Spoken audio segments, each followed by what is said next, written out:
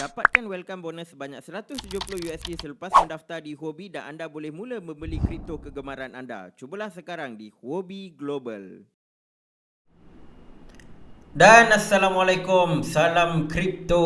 Okay, so hari ni saya nak share sedikit pergerakan teknikal untuk Bitcoin dan juga Ethereum. Dan yang lagi menarik adalah untuk XRP. Sebab saya perasan XRP ni dia macam ada satu pattern yang dia tunjukkan dari awal sampai sekarang. So yang tu kita nak tengok dekat weekly chart lah. Adakah XRP akan boom ataupun XRP dia akan terus mendata sampailah saya tak tahu isu dia dengan pihak kerajaan US dah settle ke kan. Tetapi dekat chart ni ada satu perkara yang sangat-sangat menarik yang saya nak kongsikan dekat semualah.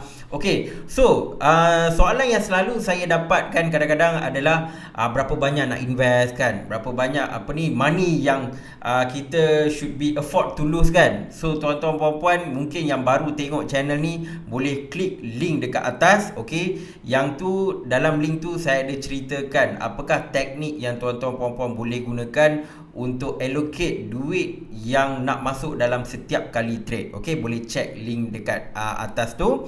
Dan kita akan terus kepada chart, iaitu kita mulakan dengan Bitcoin chart. Okey, so dekat Bitcoin ni macam biasa dah lama tak tengok pelangi ni. So apa yang pelangi ni tunjukkan kepada kita adalah, kalau saya zoom lagi, okey lah, kalau tengok dari weekly kan, pattern dia menunjukkan double top. Okey, double top usually adalah bearish. Okey, tetapi lepas kalau dia pergi dekat 35k ni, kalau dia pergi dekat bawah lagi, dan memang bearish lah. Namun perkara itu tidak berlaku dan Bitcoin dia buat kenaikan. So bearish movement ni telah pun dicancelkan buat masa sekarang. Okey, so buat masa sekarang pattern double top ni tidak lengkap lah. Okey, dan apa yang menarik, apa yang sangat-sangat menarik ni adalah walaupun dekat kalau kita buka chart secara biasa, kita akan nampak dia memang struggle untuk break 65k lah. Okey, 60k ke atas. Tetapi kalau kita tengok dekat sini based on Fibonacci rainbow ni kan, mula-mula resistance dia adalah sekitar yang warna kuning ni.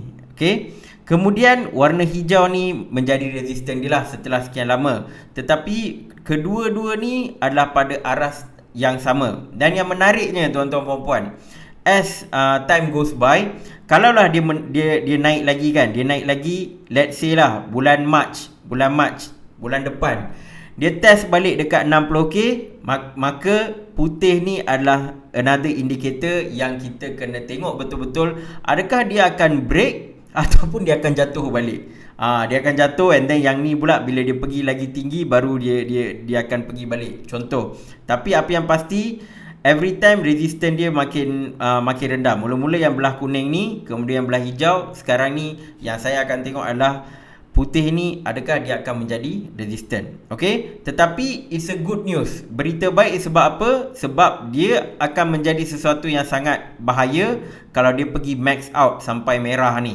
seperti yang berlaku pada tahun sebelum ni lah, season yang lepas.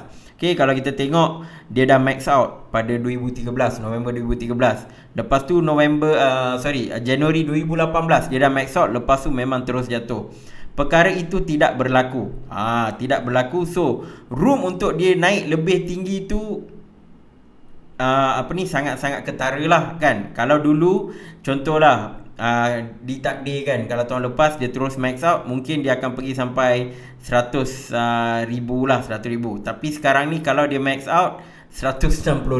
Okay, so maybe Bitcoin sedang membeli masa.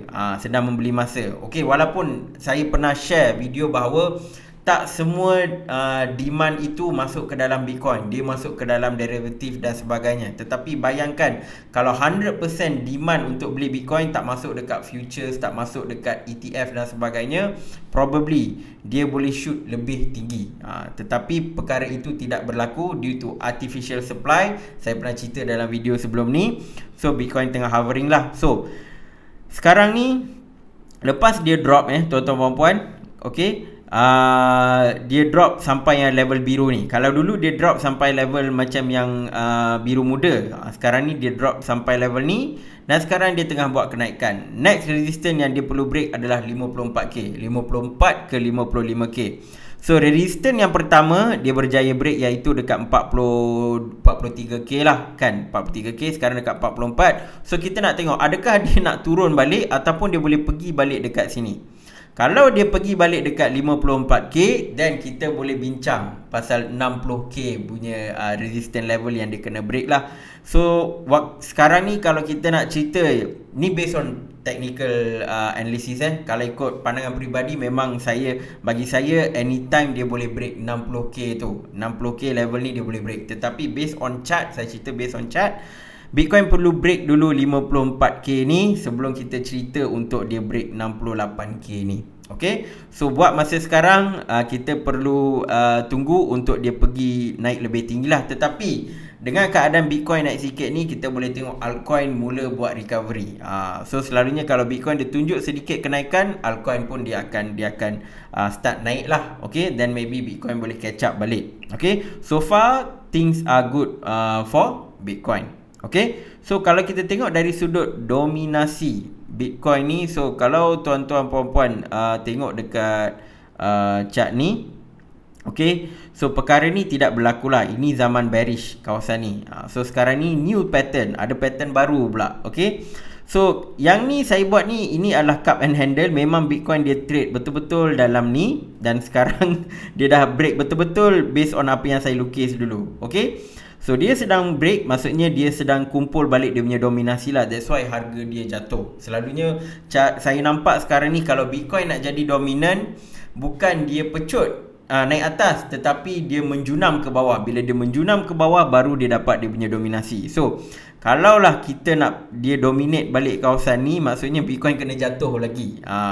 Sebab nak harapkan Bitcoin naik dengan mendadak, boleh, tetapi kita faham ada leverage trading lah, macam-macam benda lah kan beside that thing. So kalau dia naik pun lagi bagus kalau dominasi dia naik sikit-sikit. Maksudnya kalau Bitcoin tak turun secara mendadak, dia just hover dekat sekitar kawasan 40 ke 50k pun akan menaikkan sedikit dia punya dominasi, hopefully lah. Okay, tetapi kalau Bitcoin break 47k ni, dia ada dua kemungkinan. Satu, dia terus meroket ke 100k, ataupun dia terus menjunam lagi. So dia ada banyak lagi ruang untuk dia pergi. Okay, so based on apa yang kita nampak, 3 kali Bitcoin test kawasan 39% ni, maksudnya dominasi dia kuat dekat level ni.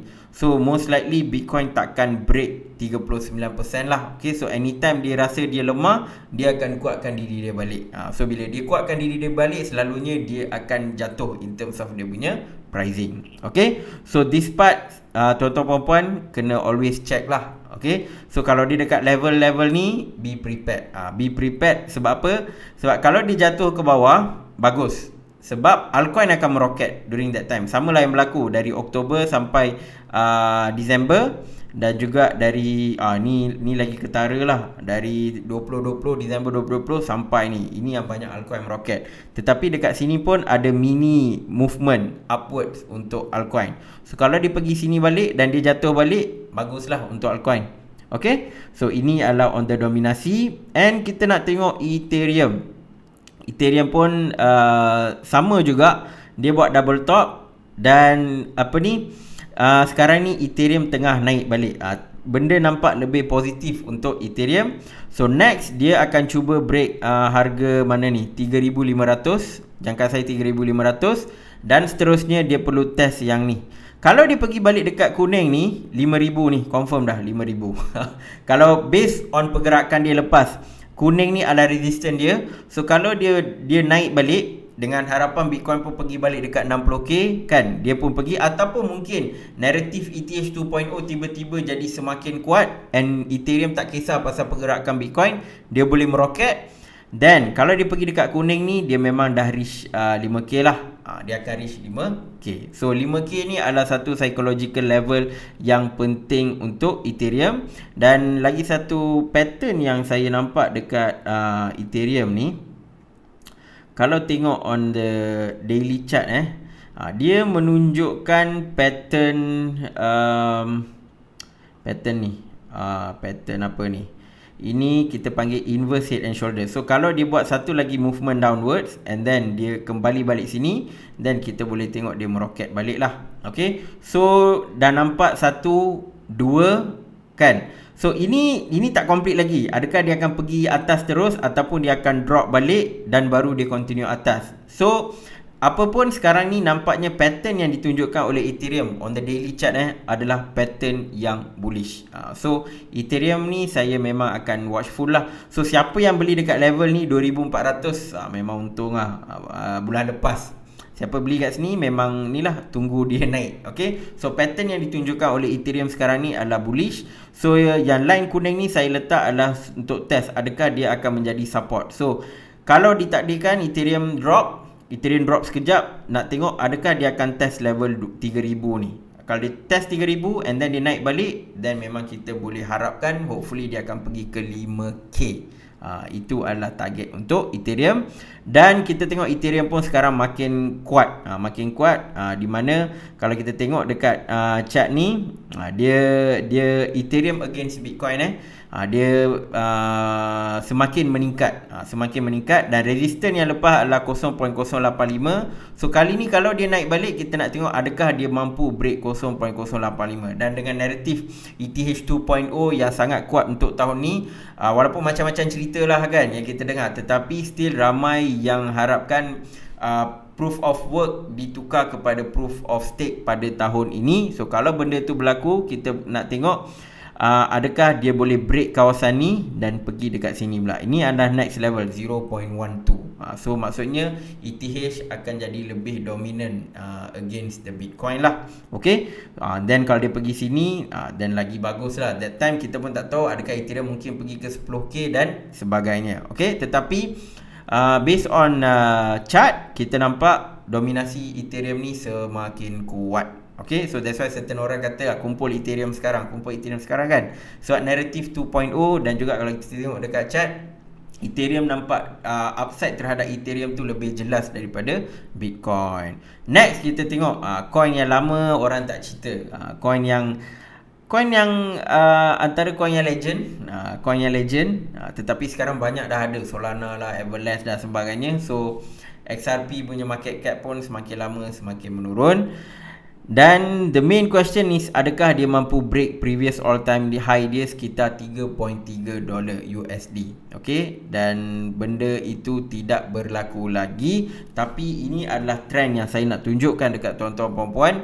So kalau tuan-tuan puan-puan tengok belah bawah ni adalah RSI. Okay, RSI ni kita boleh relate dengan trend line ni lah. Okay, so kalau tengok dekat sini, dia ada dia punya resistance. Dekat sini. Sama juga dekat trend line ni. Dekat RSI ni. Dan setiap kali dia cuba break, dia tak dapat kan. And then dia akan buat one final final break. Dia akan pergi dekat maksimum 70 ni. Dan dia akan drop balik. Sama juga. Benda tu akan berlaku. Dia tak akan menjadi harga dia meroket. Dia kira one last first time lah. Dia nak menunjukkan yang dia nak meroket. Ni petanda dia. So then dia drop. Lepas tu terus bila dia meroket, dia dah pecut lah yang maksimum level 70 ni, dia pergi sampai 90 lebih. Waktu tu memang harga XRP akan meroket. Harga dia akan memang meroket gila-gila lah kan. And then bila dia buat kejatuhan, dan memang dahsyat lah dia punya kejatuhan. So ini dia meroket sampai sini. Maksudnya ada 2 kali dia break yang 70 ni. Lepas berlakunya benda ni sebanyak 2 kali, kalau dia dah max out ni 2 kali, dia akan start turun. Dan dekat sini pun RSI pun kita boleh tengok dia turun, dia cuba break. Sama juga sekali ni dia break and kita boleh nampak dia cuba nak break. Lepas tu bila dia drop, dia memang drop kau-kau. Lepas tu dia akan start naik. Sama juga ni, dia naik. And pada tahun lepas, sejak tahun lepas, 2 kali dia dah go above 70. 2 kali. Sama macam 2 season yang lepas. So season 2020 pun 2 kali dia break. Lepas tu dia cuba break tak dapat. Cuma bezanya kenaikan dia tak adalah macam ni. Ini tahun 2017 ni memang dahsyat kenaikan dia sebab waktu tu tak banyak kompetitor. Macam sekarang ada Avalanche lah, macam-macam layer 1 blockchain. Waktu tu tak banyak kompetitor, so XRP memang naik lah.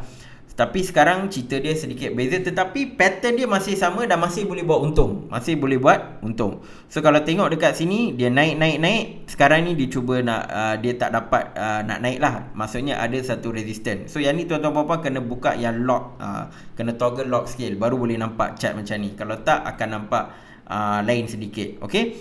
So sekarang ni dekat RSI pun dia cuba nak break tapi tak dapat. So adakah akan berlaku macam ni? Contoh kat sini, dia break sekali, lepas tu dia turun balik, then dia akan terus meroket. Maksudnya mungkin kita kena tunggu adakah dia akan break. Kalau dia break sikit pun cukup lah, then dia drop balik, mungkin waktu tu boleh consider untuk pembelian. Ini bukan financial advice, tetapi ini base apa yang saya nampak dekat chart ni lah. Okay, sama juga tahun 2016 pun sama juga. Dia break sekali tu, lepas tu dia drop. Waktu tu dah jadi satu tempat untuk buying, buying level yang sangat bagus lah. Sebab lepas tu dia memang naik beberapa kali ganda lah, dari 0.005 sampai 3.2. Saya pun tak pasti kiraan dia, 600 kali ganda kot, 600 kali ganda, something like that. Okay, so ini pattern yang ditunjukkan oleh XRP. So that's why sekarang ni minggu ni tiba-tiba XRP meroket. So ramai macam XRP to the moon dan sebagainya. Wait first, tengok dulu chart. Ini adalah resistance yang dia perlu break, $1. XRP belum pergi lagi, dan ni pun dekat RSI pun kita nak tengok adakah dia akan break. Adakah dia break terus ke sini, atau dia break sikit lepas tu drop, then mungkin dia akan test balik, so that maybe that time boleh beli, and then kita tengok adakah dia akan go to the moon, ataupun dia kena break dia punya previous all time high sekitar $3.3. Okay, so sama juga kalau kita tengok dekat yang ini adalah moving average. Yang hijau ni adalah 50, yang merah ni adalah 200. So kalau kita tengok dekat sini, anytime dia dah buat crossover ni, itu adalah waktu yang terbaik untuk belilah. Okey, waktu yang terbaik untuk beli sebab dia akan naik atas. Dulu tidak berlaku crossover. Dulu tak berlaku sebab waktu tu baru lagi. So 200 moving average ni belum terbentuk. Okey, tetapi apa yang kita nampak so far setakat sejak tahun lepas lah, sejak tahun 2020, dia memang trade atas hijau ni, atas hijau, and baru dia start break dekat tahun lepas, Disember 2021, and then dia start turun sekejap je, dia pergi dekat merah ni, yang 200 ni dah jadi support level, and then dia naik balik. So moving average pun adalah antara indikator yang kita boleh gunakan. Sebab apa? Sebab sangat penting. Kalau kita tengok yang lepas tahun 2018, moving average merah ni memang jadi satu support level yang kuat. Sampailah 2019 ni dia break ke bawah. Dia break ke bawah, and then dia selalu cuba nak break balik, pergi ke atas balik daripada yang merah tu. Gagal, banyak kali tak dapat, sampailah bila Ogos 2020 berjaya sedikit, tetapi pada November 2020 baru dia berjaya betul-betul lah. Itu pun dia drop sekejap, test, and then dia naik balik. Okay, so apa yang saya nampak adalah kalau dia pergi bawah merah ni pun bagus, sebab itu adalah buying opportunity. Sebab kalau beli somewhere dekat sini, then dia eventually dia akan candlestick ni akan pergi atas daripada merah, dan kalau dia pergi atas daripada hijau lebih bagus. Okay, so sekarang ni kita kena tengok apakah pergerakan yang XRP akan tunjuk untuk bulan ini. Okay, adakah dia akan test $1, dia akan cuba break ni, adakah RSI ni dia akan cuba break ni, dan adakah dia akan jatuh. Dan kalau jatuh, maybe kita boleh test. Kita boleh test, okay, maybe beli waktu tu, and then tengok adakah dia akan break dan terus meroket balik. Okay, who knows, time-time tu pula ada penyelesaian kes mahkamah diorang, dan tiba-tiba exchange besar macam Coinbase listing diorang balik, mungkin harga dia boleh naik balik. Okey, itu hanyalah jangkaan. Kita tak tahu apa yang akan berlaku sebab kerajaan US pun macam-macam benda yang diorang tengah spin. Okey. So ini adalah sedikit sebanyak perkongsian saya untuk market kripto. Okay, so siapa-siapa yang belum subscribe channel ni, minta subscribe, terima kasih. Dan jangan lupa untuk komen, like dan juga share video ni. Dan seperti biasa, kita akan jumpa di dalam video akan datang. Assalamualaikum dan salam kripto.